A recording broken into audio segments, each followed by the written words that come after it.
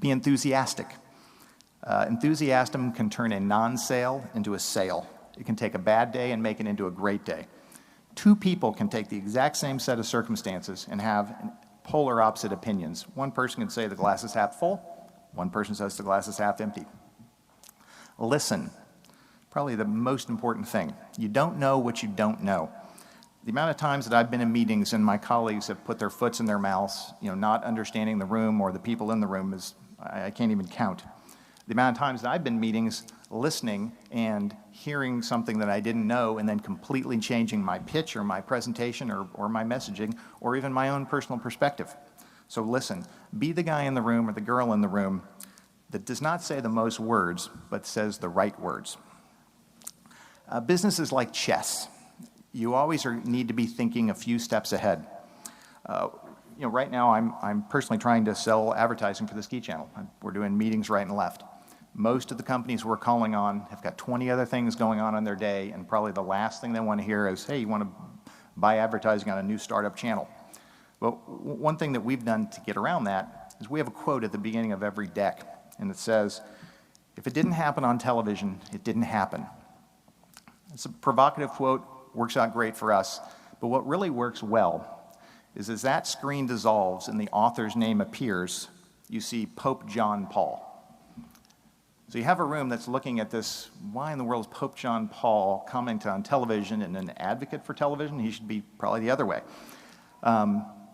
Doesn't mean much, but what it does is it's my knockout punch, punching my client right in the head, waking them up, making them forget about the 20 other things they have going on that day, and they listen. So I've got them to move their rook where I wanted their rook, and the game begins. Learn from your losses. If this statement is true in your life, then losing is simply part of the master plan of winning. How you tackle each bump in the road will absolutely define who you are, and it will educate you incalculably. Don't give up. There's a Chinese proverb that says, the temptation to quit is greatest just before you succeed. And I'll have a personal one here as well. In 1985, I tried out for the Entrepreneur Club here at Indiana. They were taking 24 kids. In my year, 25 tried out. So we kind of sit in a room talking, and well, they're not going to cut one person. Of course, they're going to keep all 25. Of course, they cut one person, the guy who's delivering your speech, and his hat didn't fit today. 3 years earlier, I guess it would be 3 or 4 years earlier, I got a letter in the mail in Indianapolis. It was my rejection letter from Indiana University saying I didn't get in. So I called the dean of admissions, and I begged and pleaded, and he gave me a set of things, hurdles I had to hop over. If you do X, Y, and Z, A, B, and C, I can't promise, but there's a good chance you'll get in.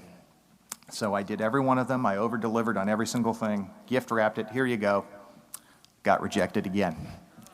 2 down. So I got in my 79 Toyota Starlet, hopped down to Bloomington, sat in this guy's office, and begged for about an hour. I had to do some unspeakable acts, but I got in. I will be filing charges against the university on Monday. I don't know if you're here, though, but you'll still be named in that suit. So don't give up. It's very true. The temptation to quit is there, and usually the darkest is before the dawn. Invest in relationships. John Wooden said, the best time to make friends is when you don't need them. Very profound, very accurate. I would also say the best time to make friends is when they need you. Don't dismiss the obvious. And again, I have a personal with this one. The Golf Channel had been started probably 8 years before I started the Tennis Channel, maybe 10 years.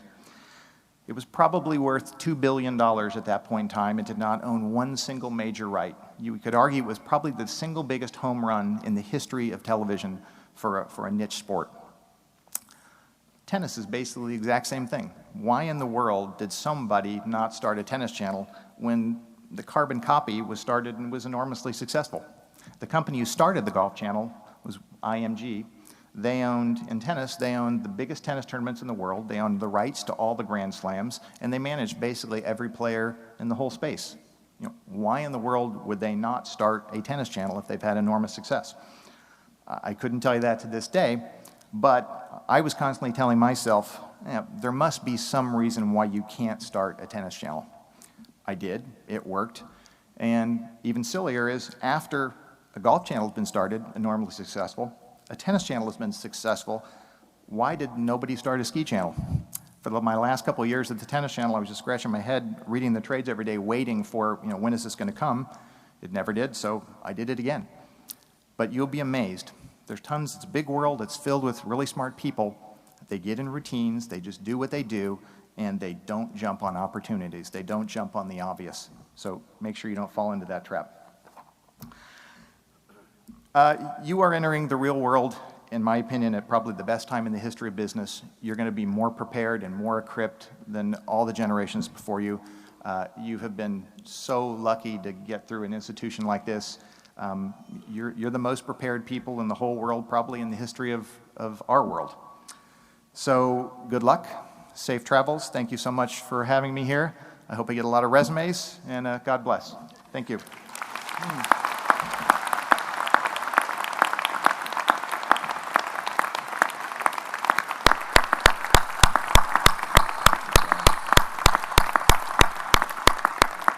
Steve, thank you for those thoughts. It pains me to think that golf is a niche sport, though. Just someplace I live. We have a little something for you from the class, and I don't know if this is labeled or not, but if this is the wrong one, come back later and you can upgrade.